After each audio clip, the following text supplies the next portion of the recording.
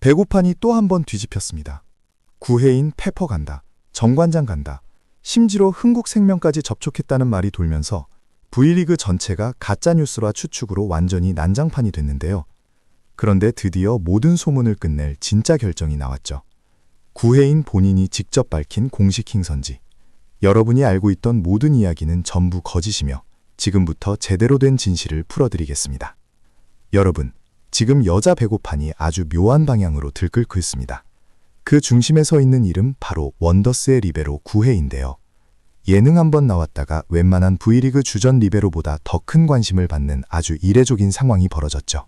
사실 신인 감독 김연경 초반을 떠올려보면 누구도 구회인을 이렇게까지 주목할 거라고는 예상하지 못했습니다. 원래 리베로는 공격수처럼 화려한 장면이 나오지 않고 화면에 잡히는 비중도 적은데요. 하지만 구회인은 달랐죠. 그녀가 보여준 건 화려함이 아니라 헌신과 집요함이었습니다.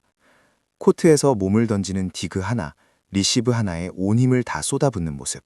그리고 방송에서는 잘 안 비치지만 밤마다 혼자 공을 들고 연습하는 장면까지 김연경조차 저 친구는 진짜 끈질기다 라고 감탄할 정도로 구회인의 노력은 팬들의 마음을 깊게 건드렸죠. 특히 리베로 포지션은 최근 리그에서 굉장히 귀한데요. 여러 팀이 리베로 없냐며 새로운 얼굴을 찾는 상황이죠. 이런 타이밍에 예능에서 안정적인 수비, 빠른 반응 속도, 집요한 집중력을 보여준 리베로 한 명이 튀어나왔다. 그러니까 팬들이 폭발한 겁니다. 그러던 중 이하연이 흥국생명 복귀, 인쿠씨가 정관장 합류. 그러자 팬들 시선이 자연스럽게 이렇게 흘러갔죠. 그럼 구회인은 대체 어디로 가는 거냐? 이 정도 실력인데 그냥 예능으로 끝난다고? 페퍼, 정관장, GS, 무조건 한 팀은 데려가지 않겠냐? 그 뒤로는 정말 하루가 멀다 하고 가짜뉴스가 쏟아졌습니다. 어떤 날은 페퍼행 확정, 다음 날은 정관장행 유력설, 그 다음 날은 GS 칼텍스에서 번호까지 맞췄다는 글이 올라오고 심지어 IBK까지 후보에 올랐죠. 예능 출연자 한 명을 두고 리그 전체가 소문 전쟁을 치르는 이상한 사태가 벌어진 겁니다. 그렇게 며칠 동안 온갖 루머가 난무하던 가운데 드디어 당사자인 구회인이 직접 입을 열었는데요. 갑작스럽게 본인 블로그에 올라온 장문의 글. 팬들은 숨을 멈추고 화면을 들여다봤죠. 그 글 중간에는 이렇게 적혀 있었습니다. 이제 저의 소속은 수원시청입니다. 추측글이나 유튜브에 뜨는 글 많이들 보내주셔서 감사해요. 저도 이런 관심을 처음 받아봐서 반응을 어떻게 해야 할지 몰라. 블로그의 한 문장이 지난 며칠 동안 팬들을 뒤흔들었던 모든 루머를 단번에 정리했죠. 페퍼 유니폼도 아니고 정관장도 아니고 그 어디도 아니었습니다. 구회인의 선택은 실험 무대의 수원시청이었죠. 그리고 그 글에는 단순한 소속 발표 이상의 의미가 담겨 있었습니다. 끝없는 팬들의 DM, 유튜브 영상 댓글, 커뮤니티 루머들, 갑작스러운 관심 속에서 구회인은 혼란이 없었으면 좋겠다는 메시지를 남기며 조용히 그러나 분명하게 자신의 길을 밝힌 것이죠. 이로써 며칠 동안 이어졌던 구회인 V리그 복귀설은 공식적으로 마무리되었고 팬들은 예상치 못한 결말에 다시 한번 큰 충격을 받았습니다. 하지만 동시에 구회인의 솔직하고 담백한 글에서 묘한 응원과 공감도 터져나왔죠. 구회인의 행선지가 공식적으로 수원시청으로 확인되자 팬들의 반응은 다시 한번 뜨겁게 달아올랐습니다. 외부리그가 아니라 실업팀, 정관장이나 페퍼는 리베로 난리인데 그 팀들이 놓친 건가? 이런 의문들이 쏟아졌죠. 하지만 실제 사정을 들여다보면 구회인의 선택은 충분히 현실적인 결정이었습니다. 우선 구회인은 신인 감독 김연경에서 기량을 끌어올리며 주목을 받았지만 프로 무대에서는 장기간 공백이 있었고 V리그 리턴을 위해서는 더 많은 경기감각 회복과 체력 재정비가 필요했죠. 실업리그는 V리그에 비해 경쟁 강도가 낮고 선수 개인이 자신의 리듬에 맞춰 성장 속도를 조절할 수 있는 장점이 있습니다.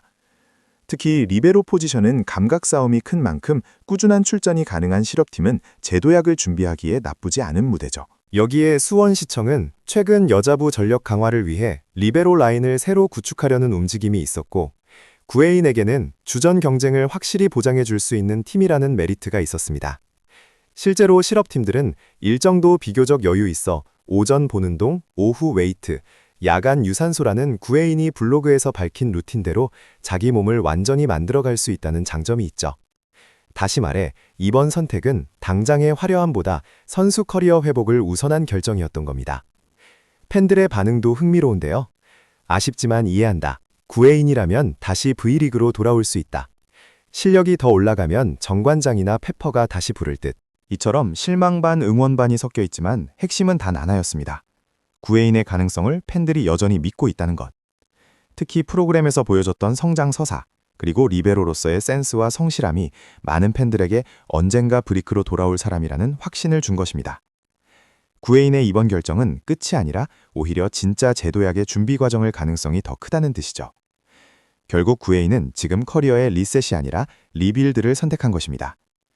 수원시청행은 단순한 소속 확정이 아니라 그녀에게 완전히 새로운 문세계를 열어주는데요. 첫 번째는 실전 리듬 회복이라는 가장 확실한 기본기 마련입니다. 여자 배구에서 리베로는 포지션 특성상 경기 감각이 모든 걸 결정하는데요. 실전에서 수십 개, 수백 개의 리시브와 디그를 몸으로 받아야 타이밍이 잡히고 판단이 빨라지고 자신감이 생기죠.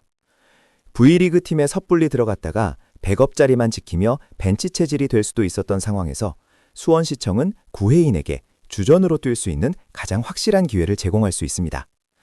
두 번째는 행동으로 증명하는 타입이라는 이미지를 굳히게 되는 계기입니다. 구회인은 이미 예능에서 노력형 성장 캐릭터로 주목을 받았는데요. 그런데 이번 선택으로 완전히 다른 평가가 덧붙게 되었죠. 말이 아니라 선택으로 증명하는 선수다. 쉽게 유튜브 조회수에 이용되던 이런 상황에서도 화려한 팀 이름보다 자신이 성장할 수 있는 길을 선택했다는 점은 많은 팬들에게 신뢰감을 주고 있습니다. 세 번째는 내년 시즌 개막 전 가장 핫한 이름이 될 가능성인데요.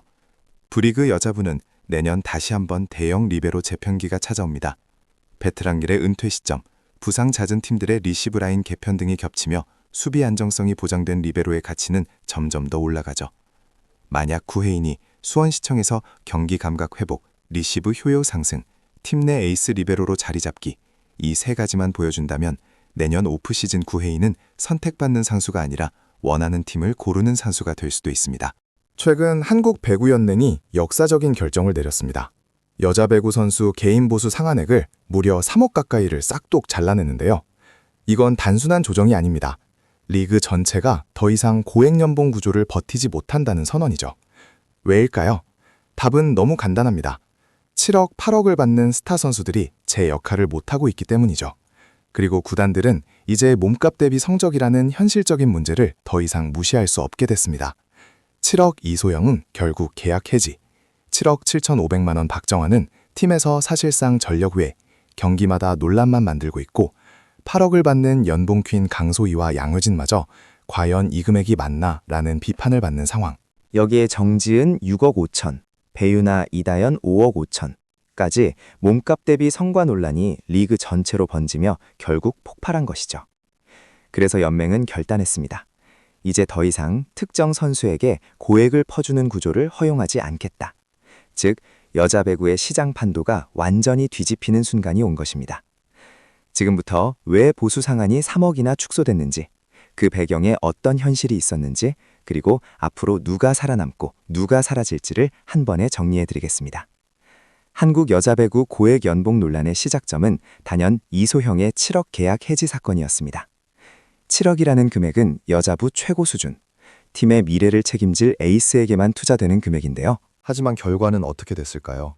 이서영은 기대치에 미치지 못했고 부상과 경기력 부침이 겹치면서 결국 계약 기간을 채우지도 못한 채 조용히 구단을 떠났죠. 이 사건은 단순한 한 선수의 이탈이 아니었습니다. 고액 연봉 시대의 붕괴 신호탄, 바로 그것이었죠. 구단들은 처음으로 깨닫기 시작했습니다. 값비싼 에이스 한 명이 팀을 살린다는 공식이 더 이상 성립하지 않는다는 사실을.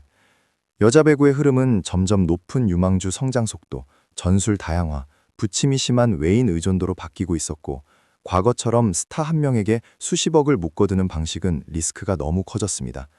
특히 이소영 계약 해지 사건은 구단 내부에도 큰 충격을 남겼는데요. 팀의 상징적 선수였음에도 구단은 감정이 아니라 냉정한 비용 대비 성과를 선택했죠. 연봉 7억이라면 7억의 임팩트를 남겨야 합니다. 하지만 성과는 그 절반에도 미치지 못했고 부상 전력까지 겹치며 구단은 더는 버틸 명분을 찾을 수 없었죠. 이 사건 이후로 코보는 더욱 명확하게 인식하게 됩니다. 현행 보수 시스템으로는 리그 전체가 지속될 수 없다.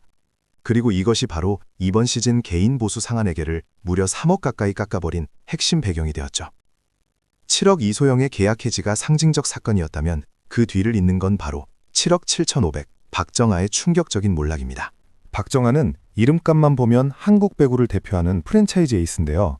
대표팀 경험, 우승 경험, 팀에서의 활약까지 페퍼저축은행이 팀을 통째로 바꿀 선수라며 수십억을 쏟아부은 것도 무리는 아니었죠.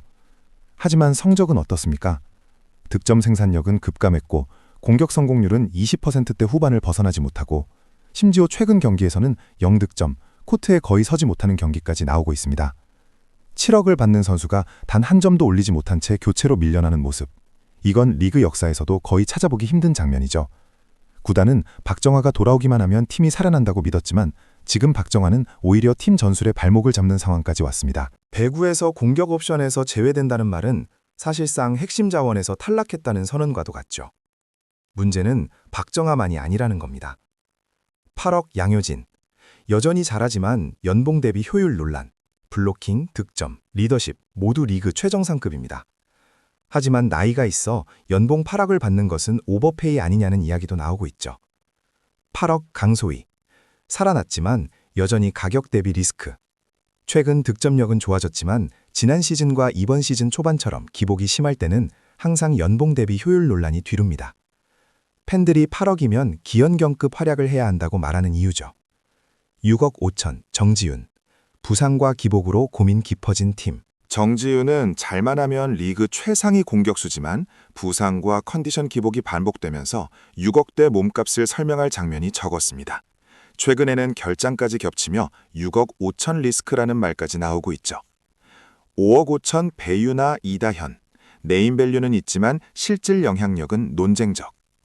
두 선수 모두 명성만 보면 고액 연봉이 당연해 보입니다. 하지만 나이를 감안하면 퍼포먼스 하락 위험이 커지고 팀 성적 기여도 역시 연봉만큼 높다고 말하기 어려운 경기들이 이어지면 실제 시장 가치가 이 금액이 맞느냐는 의문이 생기죠. 결국 이 모든 사례가 가리키는 방향은 같습니다. 여자 배구는 지금 고액 연봉 시대의 한계에 도달했다. 과거에는 스타 한 명이 팀 성적을 바꾸는 시대였습니다. 하지만 최근엔 팀 전력, 시스템, 세터 능력, 외인의 영향력, 리듬, 상대 분석 등 변수가 너무 많아졌죠. 즉, 고액 연봉 선수에게 절대적 영향력을 기대할 수 없는 구조가 됐다는 것입니다. 7억 이소영 계약 해지, 7억 7천 박정아 부진, 그리고 양효진, 강소희, 정지윤, 배유나, 이다현까지 이어지는 연봉 대비 효율 논란이 모든 흐름이 결국 코보가 개인 상한액을 3억 가까이 잘라낸 이유로 이어집니다. 한 명에게 적금을 몰아주는 시대는 끝났다. 리그는 팀 밸런스와 장기 생존이 더 중요하다. 바로 이런 메시지가 담겨 있는 것이죠. 여자 배구의 고액 연봉 시대가 무너지고 있는 이유는 단순하지 않습니다. 선수들의 실력이 떨어져서도 아니고 구단이 돈을 아끼고 싶어서도 아니죠. 리그 구조 자체가 바뀌었는데 연봉만 예전 기준에 묶여 있었기 때문입니다. 첫 번째 이유는 플레이 스타일 변화입니다. 예전에는 에이스 한두 명이 팀을 끌어가는 시대였죠. 김연경 같은 절대적인 존재가 팀 승률을 좌우했습니다. 하지만 지금은 세터 시스템, 리시브 안정성, 외인 의존도, 미들 블로커 운영이 전체적으로 영향을 미치며 한 명이 경기를 해결하는 시대가 사실상 끝났죠. 에이스가 20점을 넘겨도 팀이 지는 경우가 허다합니다. 그런데 연봉 구조만 에이스 시대 기준 그대로였던 거죠. 두 번째 이유는 고비용 대비 낮아진 효율입니다. 예를 들어 8억 연봉이면 팀 승률을 바꿀 만큼 절대적 영향력을 보여야 하죠. 하지만 현실은 어떤가요? 팀 리시브가 불안하면 에이스도 묶이고 세터 컨디션이 나쁘면 공격수는 아무것도 못합니다. 즉, 연봉이 높다고 팀 지분이 높아지는 구조가 아니라는 것이죠. 이제 질문은 딱 하나입니다. 연봉 상한 축소 시대에 누가 살아남을 것인가?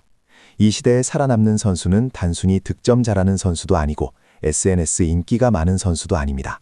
딱 하나, 실력 대비 효율이 높은 선수. 연봉 5억 시대에 8억 가치가 있는 경기력을 보여주는 선수만이 살아남게 되죠. 이소영은 이미 계약 해지로 시장의 경고를 받았고 박정아는 부진으로 연봉 구조의 문제를 상징하는 이름이 되어버렸습니다.